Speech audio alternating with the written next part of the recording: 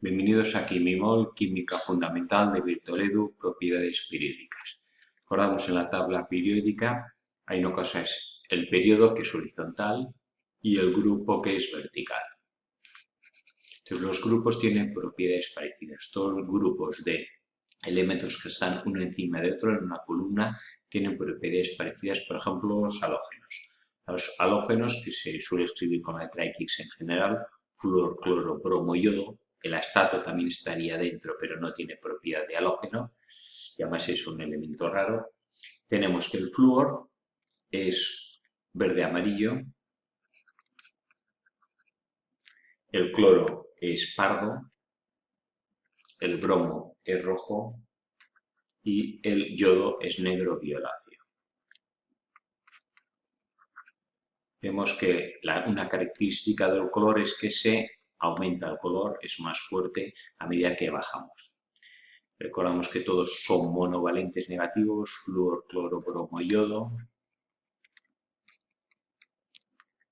Y otra característica, por ejemplo, el flúor es gas, el cloro también es gas en estado natural, el bromo es líquido, es de los pocos elementos en la tabla periódica que es líquido junto con el mercurio, y en cambio el yodo también es un sólido.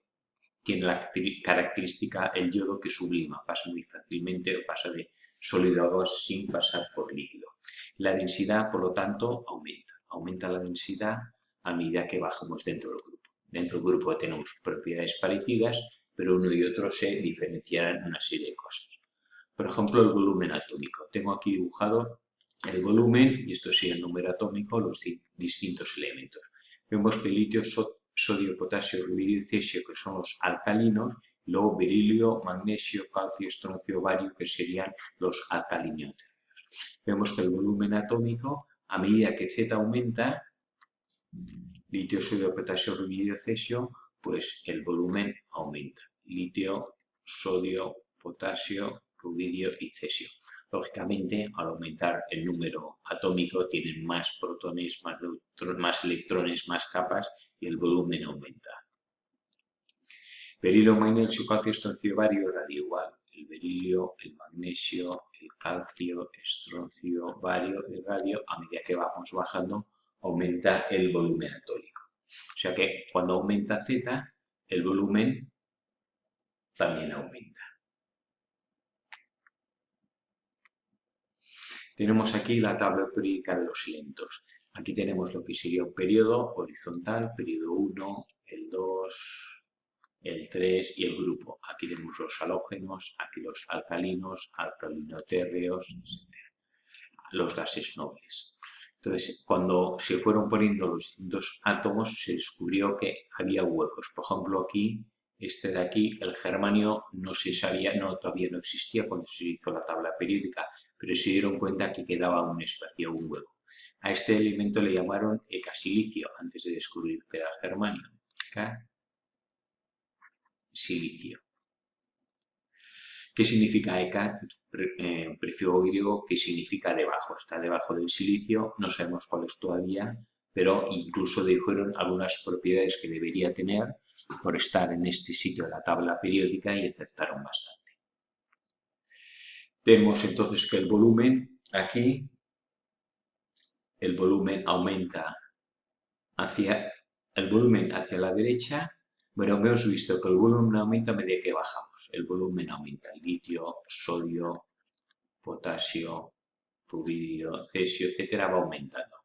En cambio, el volumen, cuando nos desplazamos hacia la derecha, esto sería en un grupo, esto es un periodo, el volumen va bajando. Por ejemplo, tenemos el carbono, el nitrógeno y oxígeno, que están aquí, carbono, nitrógeno y oxígeno. En principio, cada vez es más grande el número de protones y electrones y sería lógico que tuviera mayor volumen. En cambio, ¿qué vemos? Todos los electrones están en la última capa, pero el carbono tiene número de protones 6. 6 protones. Vamos a ponerlo en 6 protones. Este tiene 7 y este tiene 8 protones. En principio el número de electrones será igual, pero ¿qué pasa? 6 electrones, 7 y 8, 8 electrones atraen más a los electrones que haya que 7 que 6. Por eso tiene cierta explicación lógica. Aquí serían 2, para señalar que aquí atrae más fuerte, aquí menos y aquí menos, para que el volumen, si nos desplazamos a través de un periodo, el volumen del atómico, del átomo disminuye, porque al aumentar la atracción del núcleo, como la capa es igual, digamos, aunque haya más electrones, está al mismo tamaño, los atrae más cada uno y ocupa menos volumen. Electronegatividad, recordamos que es la tendencia a captar electrones. Entonces, hay elementos que tienen mucha tendencia a captar electrones y formar aniones y otros poca y tienden a perderlos. El enlace será iónico. Iónico significa que entre dos iones, A más y B menos. Es una atracción electrostática. Si yo tengo una carga positiva y una negativa, pues se atraen entre ellos. Entonces, ¿qué es lo que tenemos aquí? La tabla de electronegatividad con unos cuantos elementos. El más electronegativo es el flúor, más electronegativo, o sea, tendencia a formar flúor menos enseguida.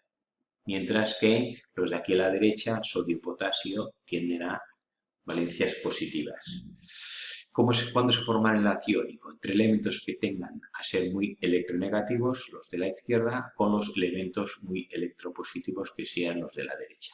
Alcalinos con halógenos, o oxígeno y nitrógeno, forman enlace iónico. ¿Qué pasa con los elementos del medio? Pues como no tienen tanta tendencia a formar iones, lo que hacen es formar enlace covalente. Los de aquí por medio formar un enlace covalente.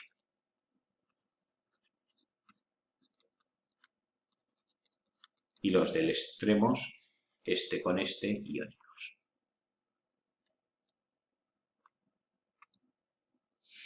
¿Qué es el rubí? Vamos a explicar lo que es el rubí. Es un mineral rojo, aquí tenemos un ejemplo, y entonces en principio está formado de óxido de aluminio. El óxido de aluminio, que es al 2O3, es incoloro. Entonces, ¿por qué el rubí es rojo? Pues porque tiene pequeñas imperfecciones, impurezas. Hay un 1% aproximadamente de átomos de aluminio, que en lugar de aluminio se sustituyen por cromo. El cromo y el aluminio son los 2-3 más. Entonces, tenemos que el 99% es óxido de aluminio incoloro y hay un 1% de óxido de cromo 3. Este óxido es el que le da la coloración rojiza al mineral del rubí. O sea que el rubí propiamente es un óxido de aluminio con una pequeña porcentaje de impurezas. El cromo viene su nombre de coloreado. Los compuestos de cromo suelen tener distintos colores, en este caso el óxido rojo, y le da toda la coloración esta rojiza al rubí. Tamaño de cationes y aniones. Sean 4 elementos isoelectrónicos. Iso es mismo electrones, mismo número de electrones. ¿Cómo pueden tener mismo número de electrones? En principio cada átomo tiene un número de protones y electrones distinto por los iones. Tenemos aquí el azufre, 16 protones y 16 electrones, 17 el cloro, 18 el argón, 19 el potasio y 20 el calcio. Todos tienen 20 protones, 19, 18, 17. En cambio, los electrones pueden ganar o perder. ¿Qué pasa si el azufre gana 2 electrones? 16. Y 2 que tiene, se quedan 18. El cloro, si gana 1, 18. El argón no gana nada y ya tiene 18. El potasio tiene 19. Si pierde 1, paso a tener 18. Y el calcio, que tiene 20, si pierdo 2 electrones, me quedo con 18 electrones. Todos estos son isoelectrónicos porque todos tienen 18 electrones en la última capa. ¿Qué tamaño tienen? Pues vamos a ver. Todos tienen los mismos electrones. Vamos a poner aquí 18 electrones. Aquí sería lo mismo, 18, 18 y 18. Aquí el calcio tiene 20 protones. Aquí el potasio 19, el cloro 17 y el azufre 16. 20 protones. ¿Qué nos encontramos? 20 protones atraen a los electrones más. Entonces aquí, vamos a poner aquí 4 flechas porque 20 protones atraen a 18 electrones. Ahí tengo 19 con 18 electrones. Atraen, pero un poco menos. este 17 todavía menos y el azufre menos.